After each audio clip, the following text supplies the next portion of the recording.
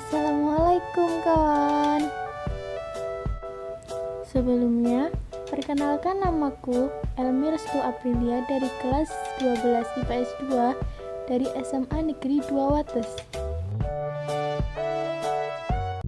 Jadi, dalam pembelajaran video animasi kali ini, aku akan membahas mengenai dampak penemuan iptek di era globalisasi.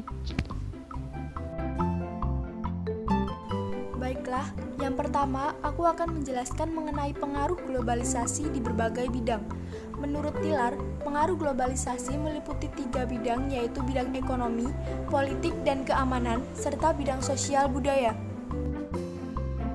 Yang pertama yaitu dalam bidang ekonomi. Dampaknya meliputi menguntungkan negara maju, lahirnya perusahaan raksasa, banyak perusahaan di negara maju mendesentralisasikan operasi perusahaannya, merosotnya nilai tukar ekspor terhadap impor barang manufaktur, implementasi GATT atau GATS menyebabkan kekuatan tawar-menawar negara berkembang semakin lemah, pasar uang global menyebabkan nilai tukar mata uang negara berkembang semakin merosot.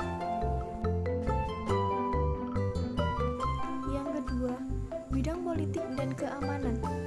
Pengaruhnya, yang pertama, kekuasaan pemerintah negara terancam melemah oleh perkembangan perusahaan-perusahaan global, ekonomi global, dan budaya global.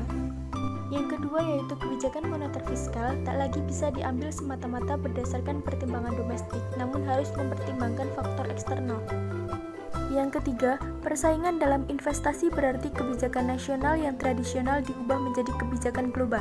Yang keempat, munculnya tim pemantau independen dalam proses pembentukan pemerintahan suatu negara. Yang kelima, munculnya kekuatan politik dalam negeri yang dipengaruhi oleh kekuatan global. Yang ketiga yaitu dalam bidang sosial budaya. Jika tidak dikelola dengan baik akan menjadi konflik, aliran informasi melalui berbagai media, adanya pergeseran nilai dan norma, citra global dengan komoditas yang dulu hanya di luar negeri kini ada di mall setempat, melemahnya nilai keagamaan. Selanjutnya yaitu mengenai dampak positif dan negatif. Yang pertama, bidang informasi dan komunikasi memiliki dampak positif, mudah mendapatkan informasi, dapat berkomunikasi jarak jauh, mendapatkan layanan bank dengan mudah. Dampak negatifnya yaitu meliputi jasa komunikasi tidak dikelola dengan baik, penggunaan internet yang disalahgunakan, kerahasiaan alat tes semakin terancam, kerusakan teknologi yang menyebabkan kehilangan file. Yang kedua yaitu dalam bidang pendidikan, memiliki dampak positif yaitu munculnya media massa sebagai sumber ilmu, fasilitas pendidikan dapat dipenuhi dengan cepat, pembelajaran dapat dengan tidak tatap muka, adanya sistem pengolahan data. Dampak negatifnya meliputi kerahasiaan alat tes semakin terancam, penyalahgunaan pengetahuan, dan siswa menjadi malas belajar karena media sosial.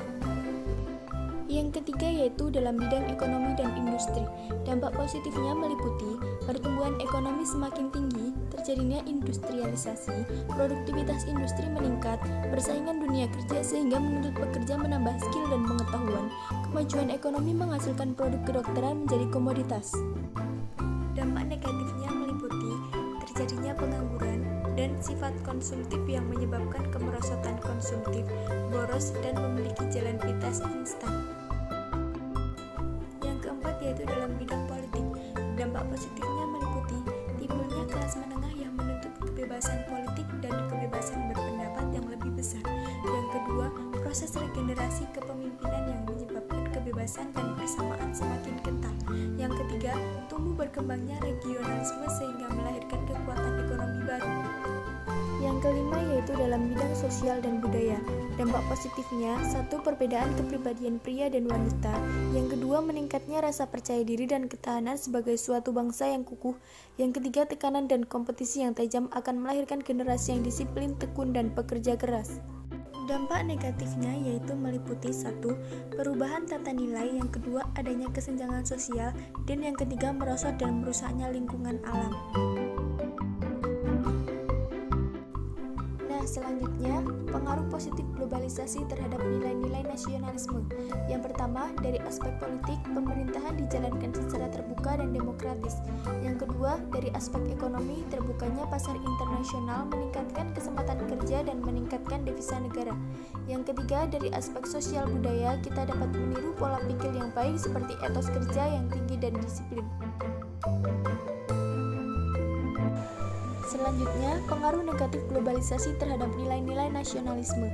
Yang pertama, globalisasi meyakinkan rakyat bahwa liberalisme dapat membawa kemajuan dan kemakmuran sehingga merubah arah dari ideologi Pancasila ke ideologi liberalisme.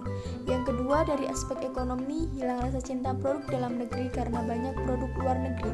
Yang ketiga, anak muda cenderung meniru gaya barat sehingga lupa akan identitasnya. Yang keempat yaitu adanya kesenjangan sosial antara kaya dan miskin karena adanya persaingan bebas dalam globalisasi ekonomi.